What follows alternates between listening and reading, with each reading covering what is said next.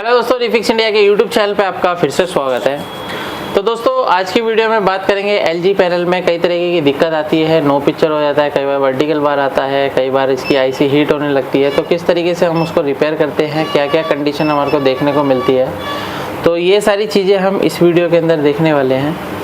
तो अभी क्या है, मेरे पास एक ये सेट है जो कि पैनासोनिक कंपनी का है और इसके अंदर जो प्रॉब्लम है और इसके अंदर जो पैनल लगा हुआ है वो एलजी कंपनी का है और प्रॉब्लम इसके अंदर है नो पिक्चर कंडीशन में। तो दोस्तों अभी क्या है कि अगर मैं आपको दिखाता हूँ पहले इसकी कंडीशन क्या है, नो पिक्चर कंडीशन में किस तरीके से हमारे को ये शो कर रहा है। तो सबसे पहले हम इसके अंदर पावर लगा के चेक करते हैं। तो मैं इसके अंदर पावर लगा देता हूँ और पावर लगाने के बाद अगर हम देखेंगे तो यहाँ पे कुछ इसका इंडिकेटर आता है। इंडिकेटर आने के बाद यहाँ पे आप ये देख सकते हैं और ये हमारा सेट जो है वो ऑन हो चुका है, लेकिन इसके अंदर पिक्चर नहीं है। यहाँ पे अगर आप देखेंगे तो पिक्चर इसके अंदर नहीं है। तो इस तरह की कंडीशन आती है। तो दोस्तों क्या होता है कि हमारे को पैनल को स्टेप बाय स्टेप चेक करना होता है, क्योंकि पैनल में कई बार क्या होता है कि कोई वोल्टेज मिसिंग होती है या कोई वोल्टेज एबनॉर्मल हो जाती है, तब भी इस तरीके की दिक्कत हमारे को देखने को मिलती है। तो स्टेप बाय स्टेप कैसे चेक करेंगे इस वीडियो के अंदर मैं आपको दिखाता हूँ। तो चलिए स्टार्ट करते हैं। सबसे पहले हम मल्टीमीटर को डीसी वोल्ट की रेंज पे सेट कर लेते हैं। और अगर आप यहाँ पे देखेंगे मेरा पास मल्टीमीटर जो है मैंने इसको डीसी वोल्ट की रेंज पे सेट किया है और इसकी जो है सभी वोल्टेज हम स्टेप बाय स्टेप किस तरीके से चेक करते हैं तो आप यहाँ पे देख सकते हैं। तो अगर आप यहाँ पे देखेंगे तो इसके अंदर जो सप्लाई है 12 वोल्ट की सप्लाई जो कि हमारे मदरबोर्ड से आती है, परफेक्ट तरीके से बन रही है। और ये जो 12 वोल्ट की सप्लाई है दोस्तों, ये हमारी सीधी जाती है डीसी टू डीसी सर्किट में। और डीसी टू डीसी सर्किट अलग अलग वोल्टेज हमारा बनाने का काम करता है। जैसे कि आप यहाँ पे देखेंगे, यहाँ पे इसके अंदर जो है AVDD वोल्टेज हमारा बन रहा है। और यहाँ पे अगर हम दूसरा सर्किट देते हैं तो हमारे पास यहाँ पे 3.3 वोल्ट की सप्लाई है जो कि बिल्कुल परफेक्ट तरीके से बन रही है। और इसके बाद अगर आप यहाँ पे देखेंगे तो कुछ यहाँ पे भी कंपोनेंट लगे हुए हैं। तो ये हमारा VGH के लिए एक सर्किट बना हुआ है जो कि हमारा वोल्टेज को बूस्ट करने का काम कर रहा है। और अगर हम यहाँ पे देखते हैं तो ये जो सर्किट है हमारा ये VGL के लिए है। तो हमारा आप यहाँ पे देखेंगे तो -4-5 वोल्ट के अराउंड यहाँ पे वोल्टेज हमारे को देखने को मिल रही है। तो अभी क्या है कि इसके अंदर ऑलमोस्ट जो वोल्टेज है वो बिल्कुल परफेक्ट तरीके से बन रही है। कई बार ऐसा होता है कि अगर आप यहाँ पे देखेंगे तो ये FFC कनेक्टर लगा हुआ है, कई बार इसके अंदर मॉइस्चर आता है, तब भी हमारी इस तरह की कंडीशन मिलती है। तो सबसे पहले हम इस FFC कनेक्टर को भी हम चेक कर लेते हैं।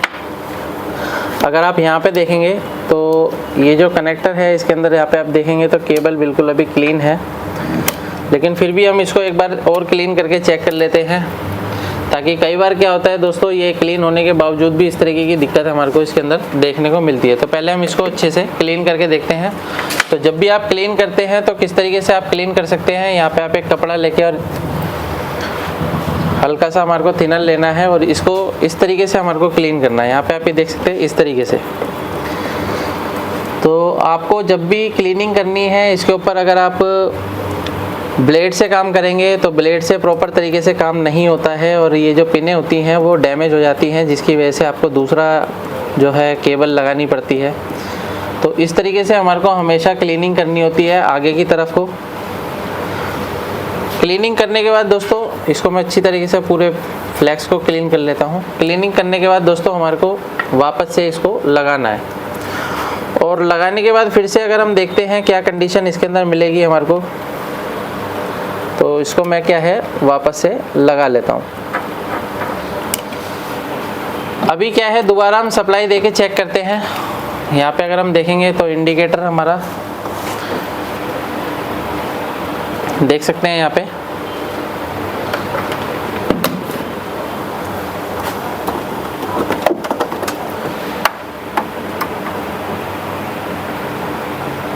यहाँ पे जो है इंडिकेटर आ गया है और सेट हमारा ऑन हो चुका है। और अगर हम देखते हैं इसकी क्या कंडीशन है, पिक्चर भी देख लेते हैं एक बार। तो देख सकते हैं दोस्तों अभी भी हमारा ये सेम कंडीशन में है, यानी कि इसके अंदर पैनल में अभी भी कोई पिक्चर नहीं है।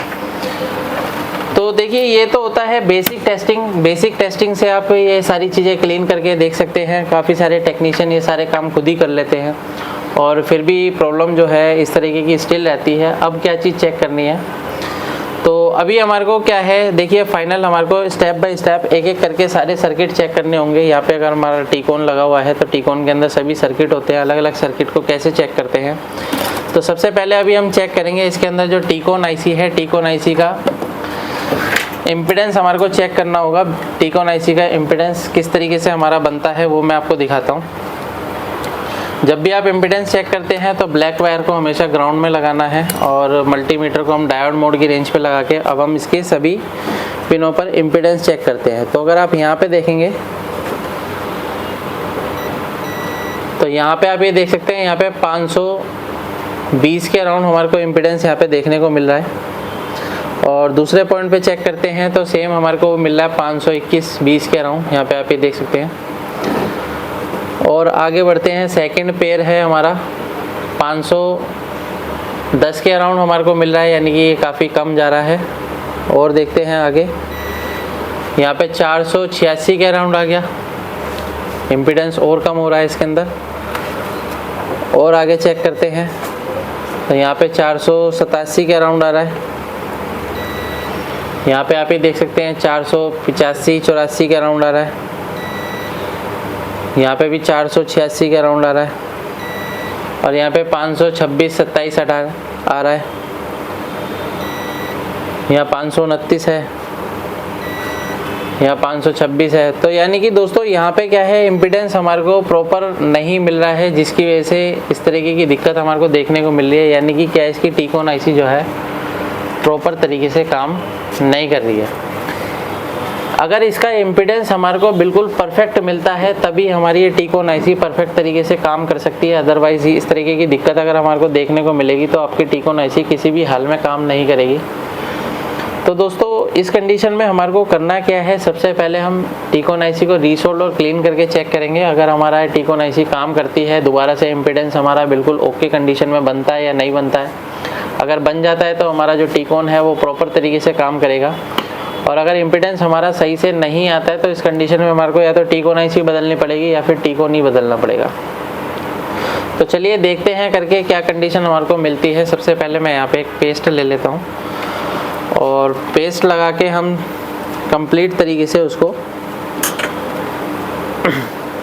क्लीन करेंगे, रीसोल्ड करेंगे। क्योंकि काफ़ी सारी आईसियाँ क्या होता है, क्योंकि यहाँ पे आप ये देख सकते हो जो टीकॉन है काफ़ी रस्टेड है, इसके अंदर काफ़ी रस्ट है, जिसकी वजह से हमारे को इस तरह की कंडीशनें देखने को मिलती है। और अगर इस तरह की कंडीशनें आती हैं तो दोस्तों आपको पहले बेसिक सारी चीज़ें चेक करनी होती है। ज़रूरी नहीं है कि आपको हर उसमें आईसी को ही चेंज करना पड़े या फिर हर पीसीबी को ही चेंज करना पड़े, हर टीकॉन को ही चेंज करना पड़े। तो नॉर्मली आप रिपेयर कर सकते हैं, लेकिन रिपेयर करने के लिए थोड़ा सा पेशेंस चाहिए होता है। तो अभी क्या है, मैंने यहाँ पे जो है थोड़ा सा पेस्ट लगा दिया है। पेस्ट लगाने के बाद अब हम क्या काम करेंगे, इसकी सभी पिनों को स्टेप बाय स्टेप क्लीन करेंगे। तो यहाँ पे क्या है, मैं इसकी सभी पिनों को स्टेप बाय स्टेप क्लीन कर लेता हूँ।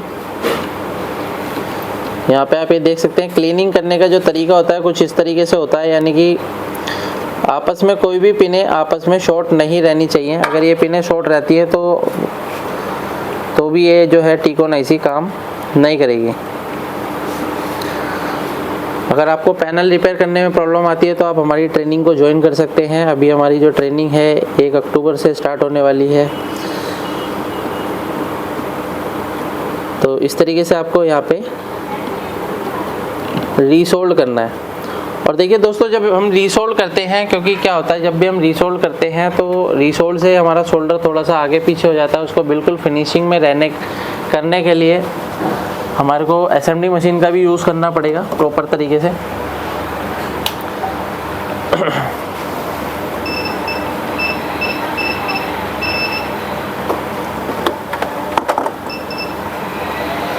तो यहाँ पे क्या है, एसएमडी मशीन का यूज़ करके हम क्या काम करेंगे, पेस्ट लगा के थोड़ी सी इसके अंदर हीट देंगे। और हीट देने से दोस्तों क्या होता है कि इसकी जो पिनें अगर आपस में शॉर्ट भी होंगी तो आपस में से अलग अलग ये हो जाएंगी, क्योंकि हमने जो इसके अंदर पेस्ट लगाया है थोड़ा सा पेस्ट अच्छी क्वालिटी का होता है, जिसकी वजह से इस तरीके से हमारे को रिजल्ट मिलता है। तो यहाँ पे आप ये देख सकते हैं अभी जो इसकी पिनें हैं बिल्कुल परफेक्ट तरीके से सारी चमक गई हैं।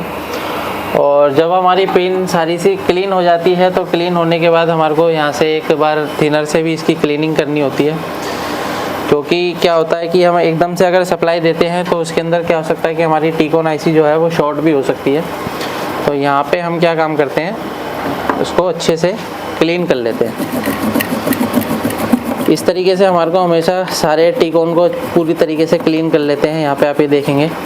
और कई बार यहाँ पे कई सारे टेक्नीशियन जो होते हैं, ब्रश जो होता है वो पेस्ट वाला यूज़ करते हैं, यानी कि पेस्ट लगा के उसी ब्रश को आप हर जगह यूज़ करते हैं। तो उस कंडीशन में क्या होता है कि टीकॉन के जल्दी ख़राब होने के चांस होते हैं, सही होने के चांस कम होते हैं, ख़राब होने के चांस ज़्यादा होते हैं। तो अभी क्या है, मैंने इसको बिल्कुल अच्छी तरीके से क्लीन कर लिया है। और क्लीन करने के बाद अभी हम इसका दोबारा से इम्पीडेंस चेक करेंगे और इम्पीडेंस देखते हैं क्या हमारे को मिलता है। तो दोबारा से हम चेक करते हैं, इसको क्लीन कर लेते हैं।